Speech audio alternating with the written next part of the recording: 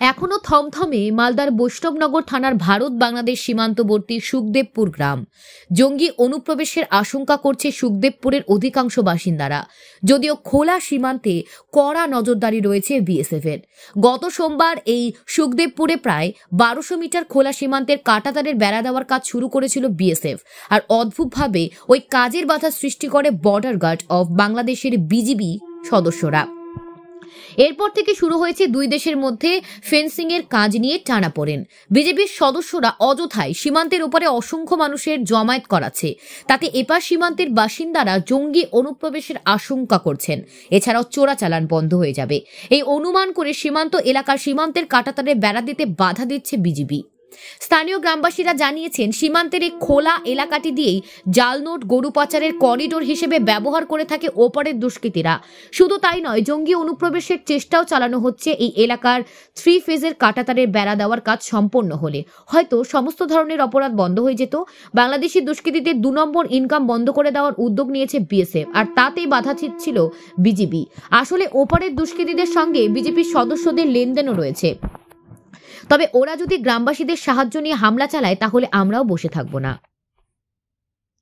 এদিকে সুখদেবপুর সীমান্তের 115 নম্বর ব্যাটালিয়নের জওয়ানেরা সীমান্ত সংলগ্ন এলাকায় ধারের কাছে কাউকে যেতে দিচ্ছে না। কোনো রকম যাতে উত্তেজনা না ছড়ায় তার জন্য বিএসএফ এর পক্ষ থেকেই কার্যত ওই এলাকায় ঘেরাবন্দি করে রাখা হয়েছে। দূর থেকে সীমান্ত এলাকায় নজর রাখছে গ্রামবাসীরা। তাদের অভিযোগে সীমান্ত এলাকাতে কারো গমের জমি, কারো ধানের জমি, কেউ সরিষা রয়েছে, কিন্তু ওপারের দুষ্কৃতীরা সব ফসল কেটে নিয়ে চলে যাচ্ছে। তাই বিএসএফ ফেন্সি দেওয়ার কাজ শুরু করেছে। আমরা বিএসএফ কে সমস্ত রকম ভাবে সহযোগিতা করছি।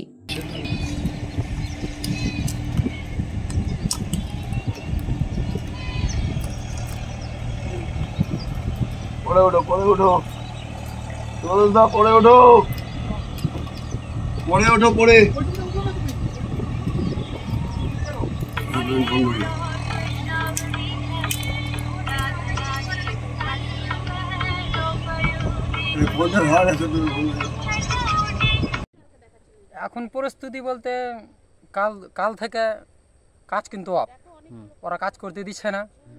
আর আমাদের বিএসএফ কাজ করতে যাচ্ছে তো ওরা পুরো রাইফেল নিয়ে প্রস্তুতি, বাঙ্গার টাঙ্গার করে সবসময় প্রস্তুতি নিয়ে আছে। আমাদের বিএসএফ কিন্তু সহজে কিন্তু করতে পারছে না, রাস্তা করতে পারছে না, তার ভাড়া করতে পারছে না। বাঙ্কার কেন করেছে? মানে বাঙ্কার করেছে বলতে তুই তার ভাড়া করলেই ওই ফায়ার করবে, গুলি করবে। হ্যাঁ, গুলি করবে।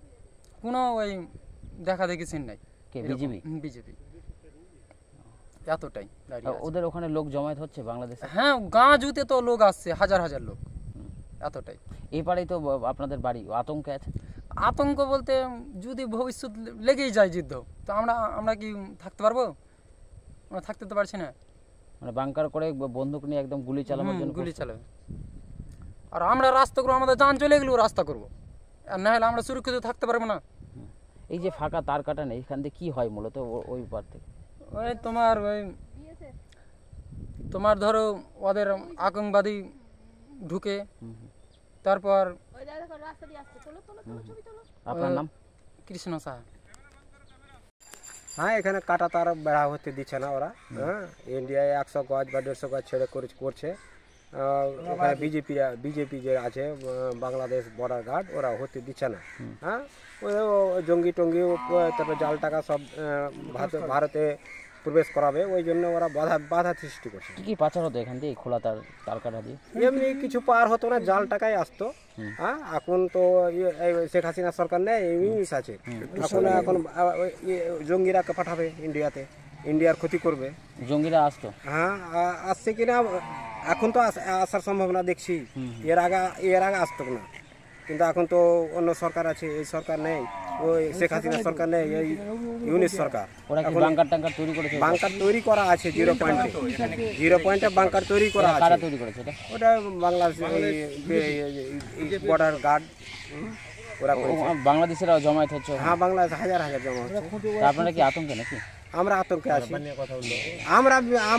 আমরা তৈরি আছি, আমরা লড়ার জন্য তৈরি আছি ওদের সঙ্গে। আমরা আমরা আমরা ওরা ওদের সঙ্গে লড়ার জন্য তৈরি আছি। তার ঘেরা দিলে ওদের অসুবিধা কোথায়? ওই তো বললাম জঙ্গি জঙ্গি প্রবেশ করাবে, জাল টাকা প্রবেশ করাবে দেশে, আমাদের দেশে পাঠাবে, ওই জন্য হ্যাঁ ওদের অসুবিধা হচ্ছে।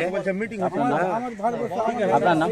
এখন এখন ধরেন যে এখন এই যে যেটা তার বেড়া হতে যায় না, ওদের সাহস বেড়ে গেছে, এখন গম কেটে নিয়ে যাচ্ছে ভারতে, গম হ্যাঁ গম কাটছে, বলছে মামার ভাগ পেয়েছে, এটা আমরা মামার ভাগ পেয়েছি, গম টম গাছ গোটা গোটা গাছ কেটে নিয়ে চলে যাচ্ছে। কতটা পর্যন্ত আপনাদের জমি রয়েছে ওখানে? আমাদের 150 গজ তার বেড়া থেকে 150 গজ আমাদের ভিতরে আছে, কাটা তার থেকে 150 গজ আর ভিতরে জমি আছে। ওই সেই ফসলগুলো কাটা হ্যাঁ কাটা হচ্ছে, গাছ কাটা হচ্ছে, গোটা গোটা গাছ কেটে নিয়ে চলে যাচ্ছে। তাহলে আপনারা এখন চাষ করতে যেতে পারছেন না? না এখন তো আমরাকে তো প্রবেশ করতে দিচ্ছে না, তার ওই পারে যেতে দিচ্ছে না, এখন গন্ডগোল না, যেতে দিচ্ছে না। আপনার নাম? দেবেন্দ্রনাথ মন্ডল।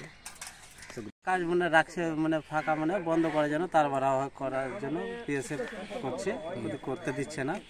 বিএসএফকে বাংলাদেশের যে মানে বিডিআরগুলো আর পাবলিকগুলো সাধারণগুলো আসছে, মানে ওদের বিডিআরগুলো পাবলিককে বলছে, তার জন্য আসছে না, তো এমনি পাবলিক আসবে না, মানে বিডিআরই বলছে উস্কানি দিয়ে নিয়ে আসছে। উস্কানি দিয়ে নিয়ে আসছে, তার জন্য আমরাও গিয়েছিলাম, মানে আমাদের বিএসএফ বলেছিল তোমরাও আসো, তা আমরাও গেছিলাম, তার জন্য ওরা মানে আসতে পারছে না।